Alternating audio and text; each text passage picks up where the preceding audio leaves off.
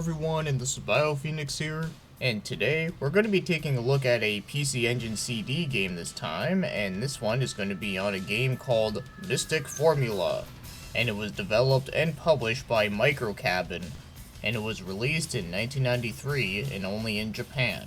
Now, when I first heard the name of the game, I thought it was going to be an RPG of some sort, or I don't know, maybe even a quirky racing game, but nah, it's actually a top-down shooter.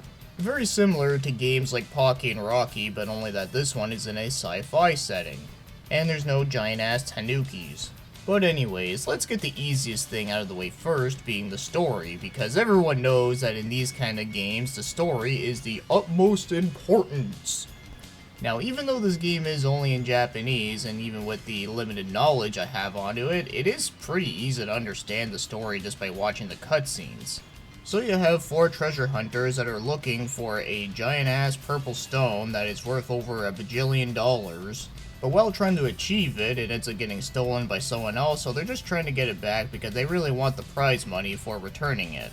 And that's all you need to know. But as for the characters, now unfortunately I don't know their names, but it is easy to differentiate each other because there's blue-haired guy, green-haired girl, black-haired girl, and the robot from Chrono Trigger before he was in Chrono Trigger. Huh.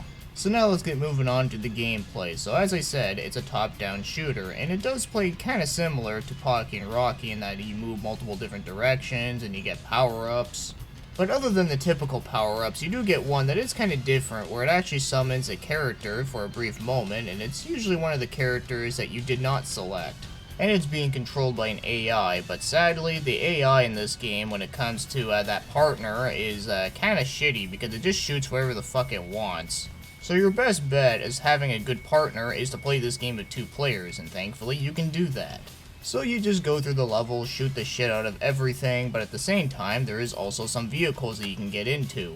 Like there is some mechs and some giant hover bikes. So having vehicles in a game like this does remind me of a game on NES called Guerrilla Warfare, or the one that's more well known, Ikari Warriors. But let's get real here. Ikari Warriors on NES is like soupy crap, while Guerrilla Warfare is actually a good game.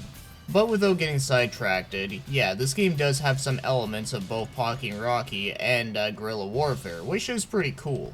But one important thing you must know is that this game does have one-hit deaths, but when you die, you actually do respawn back to where you are, but you only do that for a limited number of times. And once all those lives are up, you gotta use a continue. And it'll take you back at the start of the level that you were playing. Now this may sound kinda sucky, but the one good thing is that the levels are pretty short, so it's not gonna take you long to get back to where you lost all your lives. So for now, let's get moving on to the game's controls, and the game does control fairly well. So moving around and shooting things should be very easy to understand, unless you never played a game like this at all, but I'm pretty sure anyone who's watching this has at least once before. And everything does work responsively, even though going diagonal can be a bit tricky, but it's not impossible. But otherwise, it's very easy to understand, and I fail to see anyone that could get confused by this. So now, let's get moving on about the other things, like the graphics. And I gotta be honest, the graphics here are a mixed bag, but let's talk about the good. So probably the best part about this, in my opinion, would have to be the game's cutscenes. I think it looks great, and I love the art style, and I also really like the way that the characters look. And the cutscenes in general are very nice, bright, and colorful, so I don't have any complaints about that. And the character sprites in-game actually do look okay. Not nearly as good as what they do in the cutscenes, of course, but they do look pretty good enough as they are. And there's a few bosses within the game that do look pretty cool. I really like the Grim Reaper boss. Now, as for the bad side of things, all the stages in the game look like puke. Okay, maybe not all the stages, but most of them. But even the ones that don't look like complete puke just look okay at best. But that's really my only complaint with this game's graphics, is that the backgrounds are possibly like the most blandest bland thing that could possibly be bland. But at least the game's cutscenes do look really good, so I guess the reason why they look so much better than the gameplay graphics has to do with the fact that animated cutscenes was a really big deal at the time for console games, so I guess they wanted to show off that capability. But it would have been great if we did get the best of both, but oh well. And now as for the music in this one is pretty fucking awesome. But this does not surprise me, since I do enjoy a lot of PC Engine CD soundtracks. But yeah, this one has like a mix between rock and trance, and I do really like it a lot, and it also suits the game very well, and I just really like that character select theme. It has a really awesome bass line. But with that said, unfortunately, there's like 2 songs in the game that are a little bit forgettable, but other than that, the OST is really good, and I do think it is worth listening to. So now, if you do want to buy this one, and just by the way, in case you don't know, PC Engine CD games are indeed region free. But before you head out and grab this one, unfortunately, it's kind of expensive. The cheapest I've seen it for was $69.99. And now I start picturing everyone going like, haha, you said 69.